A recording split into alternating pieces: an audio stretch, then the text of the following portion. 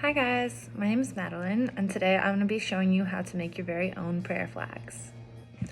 So right now, a lot of us are spending more time than ever in our homes due to the social distance and quarantine rules in place by the COVID-19 pandemic. So I decided to make an instructional video of one of my favorite things to make. Also, this is the first instructional video I've ever made, so it's definitely not perfect, but I hope you still enjoy it and get inspired to get creating. Have fun!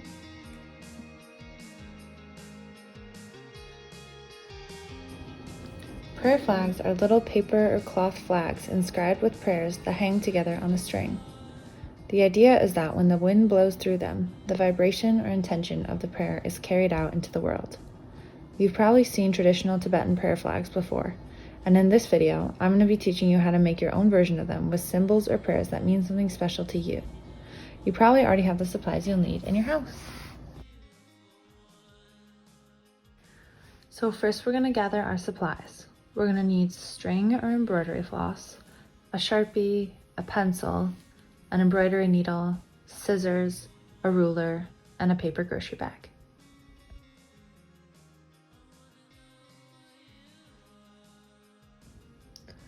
I'd recommend making at least 5 flags, if not more. I always choose an odd number because it feels right to me, but you can make however many you'd like. In terms of size, anything goes, but make it consistent. All the flags should be the same size. I chose to make mine 3 inches by 3 inches because my bag is 12 inches wide and 3 is a multiple of 12. It just makes things easier to measure and cut out. Measure the length on both sides of the bag and connect the dots with your ruler and pencil so that it's symmetrical and the lines are straight. Before you cut, double check your measurements.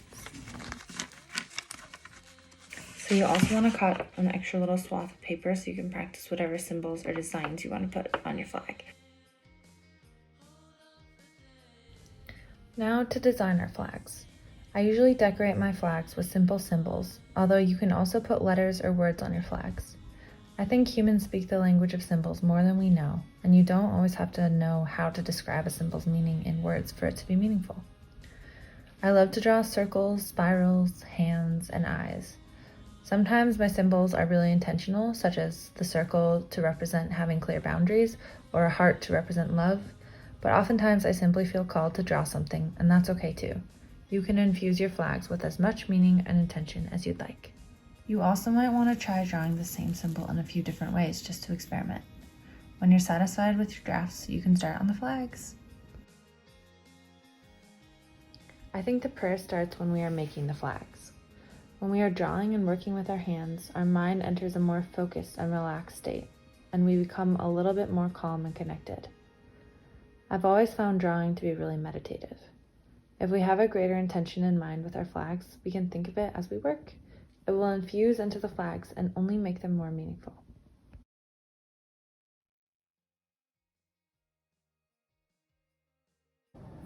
So I ended up only liking 9 of the 12 flags that I drew, and that's okay because I cut out extra. I'm playing around with different arrangements of how my flags will hang.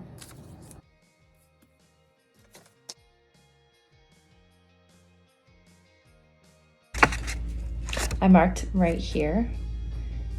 So I didn't mark like super close to the edge because that could lead to ripping the paper and ripping the hole and not making it secure. So you want to make it a little bit inward on both ends and kind of even on both ends, like about 1 centimeter in each, for example.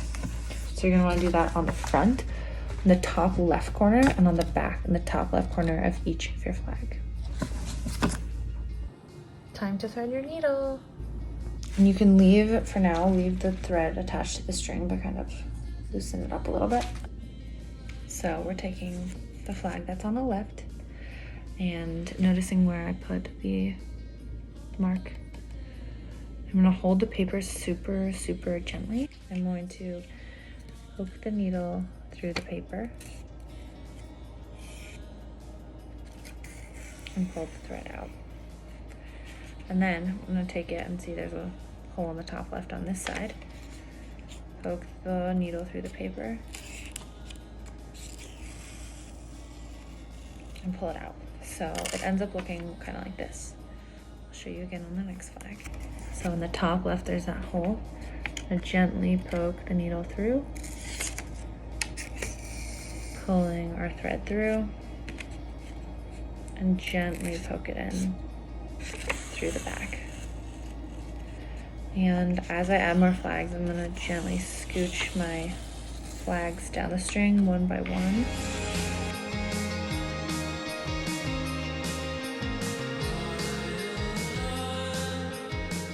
Until they're all together on one thread.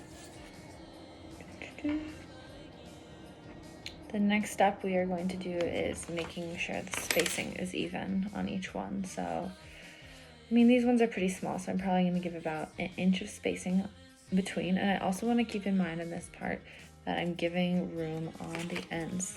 The most important end to think about at this moment is the end with the needle on it. Just giving it like maybe a foot or two, 1.5 feet, just so you have space to hang it.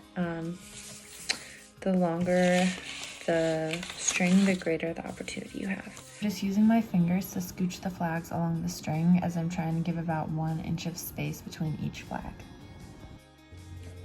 And then take your flags, bringing the ends together. You're gonna measure out how long the string is on one end so we can match it. So just bringing the threads together here.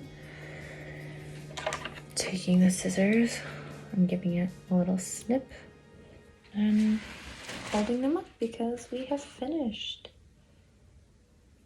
Yay, I like them.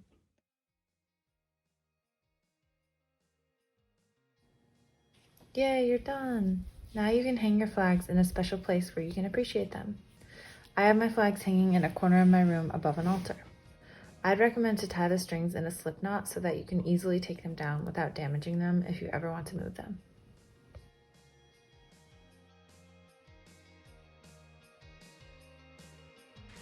If you want to store them, or if you want to like wrap them up to give to a friend, take it and fold it in, like alternating what's facing inward and what's facing outward.